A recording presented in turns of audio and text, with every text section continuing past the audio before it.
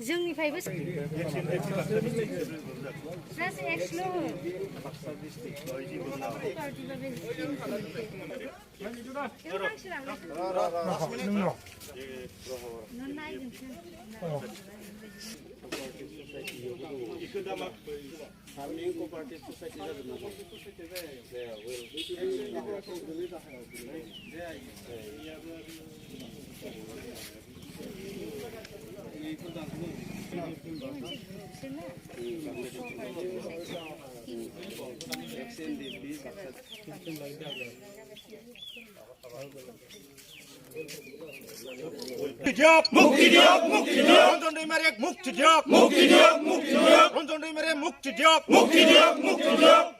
아마 콩스타본디요. 가라가로 토가 허거나 허데 초키 그래 묵디디요. 가라가로 토가 허거나 허데 초키 그래 묵디디요. শহীদ পরিয়ালকে কালিং সাহায্য প্রদান করক। শহীদ পরিয়ালকে কালিং সাহায্য প্রদান করক। রঞ্জন দৈমারিক মুক্তি দিয়ক। রঞ্জন দৈমারিক মুক্তি দিয়ক। আমাক সংস্থাপন দিয়ক। কারাগারে থকা সকলো সদস্য শীঘ্ৰে মুক্তি দিয়ক। শহীদ পৰিয়ালক এককালীন সাহায্য প্ৰদান কৰক। Tiar nabla long lep जोबथेसालियाव थानाय एनडिपिफोरखौ उदां खालाम रन्जन दैमारि सारखौ उदां खालाम तियार नाब्ला लं लेप जोबथेसालियाव थानाय एनडिपिफोरखौ उदां खालाम Ranjan Daimary long live Ranjan Daimary long live আমাক সংস্থাপন দিয়ক কারাগাৰত থকা সকলো সদস্য শীঘ্ৰে মুক্তি দিয়ক কাৰাগাৰত থকা সকলো সদস্য শীঘ্ৰে মুক্তি দিয়ক শহীদ পৰিয়ালক এককালীন সাহায্য প্ৰদান কৰক শহীদ পৰিয়ালক এককালীন সাহায্য প্ৰদান কৰক ৰঞ্জন দৈমাৰিক মুক্তি দিয়ক ৰঞ্জন দৈমাৰিক মুক্তি দিয়ক Ranjan Daimary long live Ranjan Daimary long live আমাক সংস্থাপন দিয়ক কাৰাগাৰত থকা সকলো সদস্য শীঘ্ৰে মুক্তি দিয়ক শহীদ পৰিয়ালক এককালীন সাহায্য প্ৰদান কৰক लानायानो जाहैबाय जोंहा सान्थि सुक्ति खालामनायनि उनावबो जोङो जोंनि सार रन्जन दैमारि सारजों लोगोसे माखासे लिडारफोर सारमोन दं आरो बेजों लोगोसे गथ'फोर दं बिसोरखौ जों दासिमबो जोंनि खाथियाव मोननो हायाखै दासिमबो जों उदां अख्राङाव मोननो हायाखै बिनि थाखाय जोङो दुखु मोननानै बा खुद्रिनानै जोङो दिनै सारखौ जाहाथे थाबैनो हगारनांगौ सारजों लोगोसे जेसेबां सेन्ट्रेल जेलावल' नङा गासिबो जेलाव जेसेबां जेलाव जोंनि एनडिपिनि नामाव हमजानाय केडार्स लिडार्सफोर दङ बिसोरखौ जाहाथे सरकारा थाबैनो हगारनांगौ होननानै जोङो जोंनि गासिबो बे बाक्सा डिस्ट्रिक्टनि एक्स एनडिपिआ ज' जानानै जों दिनै बिसांखिनिखौ लानाय जादों आरो बेजों लोगोसे जोंनि जा मोननांगौ अनसुंथाइ सरकारा होनो गोनां बा दफायाव लिरना थाखानाय अनसुंथाइखौ जों दिनैसिमबो होआखै 3 मायावनो जोंनि अनसुंथाइखौ होनो बिसोरो समायखिरा लादोंमोन खिन्थु दिनै 3 मासनि अनगायै दिनै 1.5 बोसोरनि बारलांबाय जाहाथे बे अनसुंथाइखौ जाहाथे थाबैनो होयो जा होदोंब्लाबो बिसोर माखासेल' होदों बिनिनो बांसिनानो थालांनाय दङ बै थालांनायफोरनिखौबो जाहाथे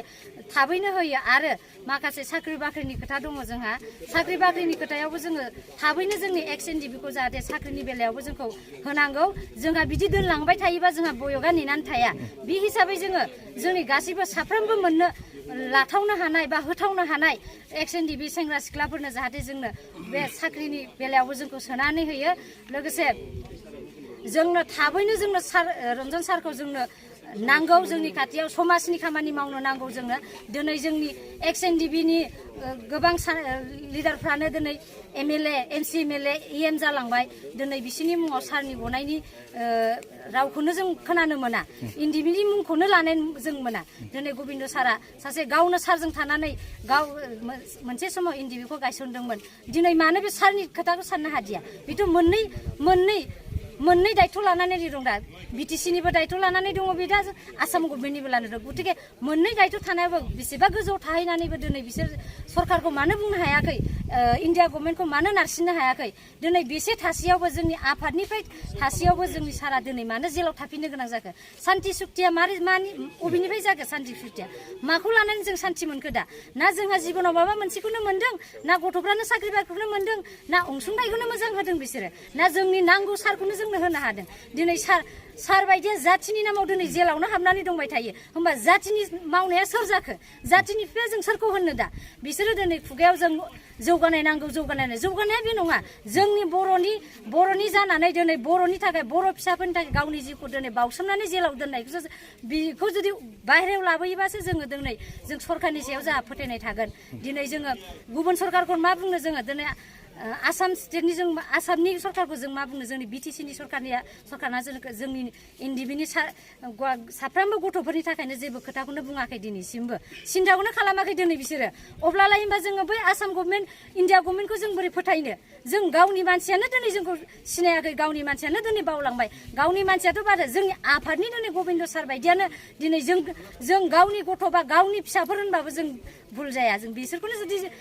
बावनानै थांबायब्ला आरो लोगोसे गावनि थोरसि गंसेयावनो ओंखाम जालायनाय बायदिसो बिसोरो अदालगुरिनि गबिन्द साराबो उदालगुरि रन्जन साराबो उदालगुरि गतिके बिसोर सानैजों मोनसे समाव प्रेसिडेन्ट सेक्रेटारिमोन अब्ला दिनै बियो बेसेबा गोजौआव गाखोहैबाय दिनै बियो गादियाव जहैनो मोनबाय गादियाव जनो मोननानै दिनै बे सारखौ बावब्ला जागोन नामा बिनिखायनो दिनै जोङो खावलायहरो जाहाथे जेसेबां जोंनि बर' लिडारफोर दङ जोंनि एनडिबिनिफ्राय गोजौआव थांनाय सारमोनखौबो जों बुंनो थाङो जाहाथे जोंनि सारखौ थाबैनो बाहेरायाव लाबोनांगौ बेजों बेसेबां सारमोन दङ आरो बेसेबां केडार्सफोर दङ गथ'फोर दङ जेसेबां जेलाव जोंनि एनडिबिनि नामाव जेसेबां हमजानाय दङ बेखौ थाबैनो जाहाथे जोंनि खाथियाव लाबोनांगौ उदां अख्राङाव बिसोरखौ लाबोनांगौ बिसोरबो समाजनि खामानि मावनो हानांगौ बिसोरखौबो मोनथाय होनांगौ होमब्लासो जोंनि गोसोआबो सान्थि आरो जुदि बे 15 आगस्टनि सिगां जुदि बिसोरो सारमोनखौ जुदि बरननानै लाबोआ अब्ला जों सिगांबो जोङो जिउ दान होनानै जों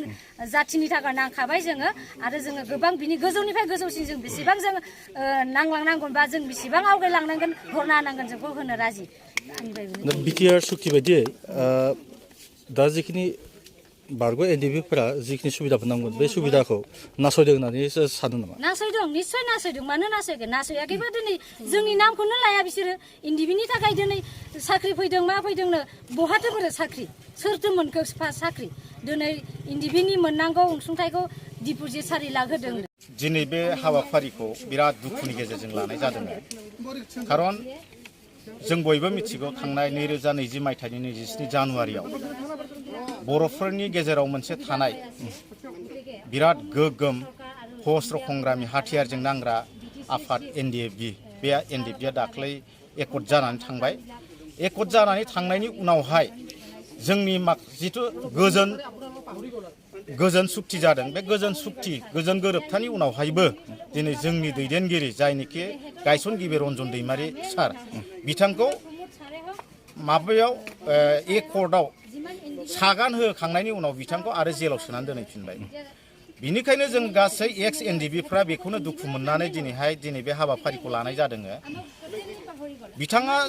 सान्थि सुक्ति जाखांनायनि उनावबो मानो जेलाव हाबनानै थाहैफिननो गोनां जाखो बिनिखायनो बिथाङा दिनैहाय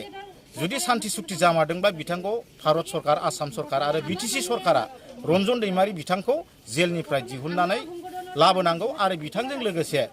जायनिखि जोंनि लोगोफोरा जेलाव हाबनानै दङ बिथांमोनखौबो थाबैनो जेलनिफ्राय दिहुननांगौ बिनि थाखाय जों दिनैहाय बे हाबाफारिखौ लानाय जादों बेनि उनाव जुदि बिथांमोनखौ जुदि दिहुननायनि बेलायाव सरकारा हाबाफारि लायाब्ला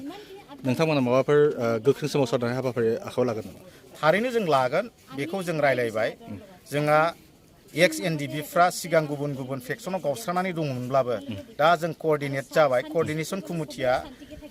फैबाय थानाय 15 आगस्टनि उनावबो जुदि जोंनि बे गाबख्रावनायखौ खोनासङाब्ला रन्जन दैमारिनि थाखाय जेबो स्टेप लायाब्ला जोङो गणतान्त्रिक भाबै जोङो आन्दालन खालामनो थाखाय जोङो प्रयजन जागोन होननानै जोङो मोनसे सिद्धान्त लानाय जादों दिनै जाखिनि थांनाय जानुवारियाव 2020 मायथाइनि बे जिथु सान्थि सुक्ति जाबाय बे सान्थि सुक्ति बायदियै रन्जन दैमारि बिथाङा गननांगौमोन नाथाय बे बेलायाव दिनै आसाम सरकार बा बिटिआर सरकारा दासिम बे बेलायाव माबाफोर राहा लामा लादों होननानै नोंथांमोना सानो नामा? जोंथ' नुदों खुनु बिनि सायाव जेबो राहा लामा लानाय जायाखै आरो नैबेखौनो आं बुंनो नागिरदों दा जयैनो जेरैहाय दा जोंहा सान्थि सुक्ति जाखांनायनि उनाव जोंनि लोगोफ्रानो दैदेनगिरिफ्रानो दिनै आसाम एसेम्ब्लियाव सोरबा मन्थ्रि जाबाय सोरबा एमएलए जाबाय बिथांमोनहा दिनै एनडिबि एक्स एनडिबिफोरनि माखासे प्रब्लेमफोरनि थाखाय दा एसेम्ब्लि सोलिबाय थानाय समावबो फंसेबो एनडिबि जानानै बिथांमोना खोथा बुङासै। गबिन्द बसुमतारी बिथाङा गावनो जेनेरेल सेक्रेटारिमोन बिथाङा बिटिआरनिबो सासे डिपुटि चिफ बिथाङा दिनैहाय एसेम्ब्लियाव नैबे एक्स एनडिबिफोरनि सोमोन्दै जेबो फंसेबो खोथा बुङाखिसै। दा जोंहा नैबे बरमा समस्तिनिनो बर'सा जायनिखि भुपेन बर' होनो बिथाङाबो दिनै फंसेबो बुङाखिसै। दिनैहाय लरेन्स इस्लारि बर' फरायसा आफादनिफ्रायनो बिथाङा माबा जाहैबाय एमएलए जाहैबाय क'क्राझार समस्तिनिफ्राय बिथाङाबो बुङाखिसै। इउजि मोनहाबो सासे संग्रामि लिडार हिसाबै दिनैहाय एनडिबिनि जानानै आसाम एसेम्ब्लियाव खुनु एक्स एनडिबिफोरनि सोमोन्दैहाय फंसेबो खोथा बुङैया जोंनि एक्स एनडिबिफोरनि थाखाय बिराद मोनसे दुखुनांथावना खोथा। बे बेलायाव नोंथांमोना मा खावलायनो सानो? बिनिखायनो बिथांमोनखौ जों खावलायनो सानो जे जाहाथे नोंथांमोनहा नोंथांमोननि सानसे समनि हस्त्र हंग्रामि गंसे सिलाइखौनो लानानै जोङो दावहा नांनाय गंसे बिसिनायावनो उन्दुनानै थानाय गंसे बेगखौनो आलायनानै गंसे देबसेयावनो जों हाजो हालायाव जिहेथु ओंखाम जाबोलायनाय नोंथांमोनहा बै समनि खोथाफोरखौ गोसोखांनानै जेन जोंनि नैबेनि समस्याखौ नैबे सोलिबाय थानाय एसेम्ब्लियाव बुंनानै होयो जेलनिफ्राय गनायफोरखौ बख'नांगौ होननानै बुङो जेन जोंनि एक्स ग्रेसिया जायनिखि शहीद परियालफोर बिथांमोननो माबा मोनसे मोननायनि थाखाय बा जेलाव हाबनानै थानाय सेंग्राफोर बा सोरबा पेन्डिं केस जानानै थानाय बै केसफोरखौ उइड्र खालामनो थाखाय नोंथांमोनहा आसाम एसेम्ब्लियाव थाबैनो बेखौ बुंनांगौ होननानै जोङो एक्स एनडिबिआ दिनैहाय नोंथांमोननि चेनेलनि गेजेरजों बै जोंनि जायनिखि एमएलएफोर जानानै दं मन्थ्रिफोर जानानै दं बिथांमोनखौ जों दिनैहाय खावलायहरो। हिसाबै प्रमद बर'आ जुदि रन्जन दैमारि सारनि जुदि खामानि मावदोंब्ला बिथाङा बुंदों आंनि सिसि केमेरायाव जेनेबा बिथाङा बुंदों आरो मानसिनि सिसि केमेराया नुवाखैबाबो इसोरनि सिसि केमेराया आंखौ नुगासिनो दं रन्जन दैमारिनि थाखाय आं खामानि मावदों ना मावाखै बे बाथ्राखौ बियो बुंगासिनो दं। जुदि बियो रन्जन दैमारिनि जुदि खामानि मावदोंब्ला बिथाङा रन्जन दैमारिखौ जेलनिफ्राय बहननानै बिटिआरनि चिफ बानायनांगोन अब्लासो जों प्रमद बर'आ रन्जन दैमारिनि खामानि मावदों होननानै जों साननानै लागोन नङाबा जों गनायनानै लाया।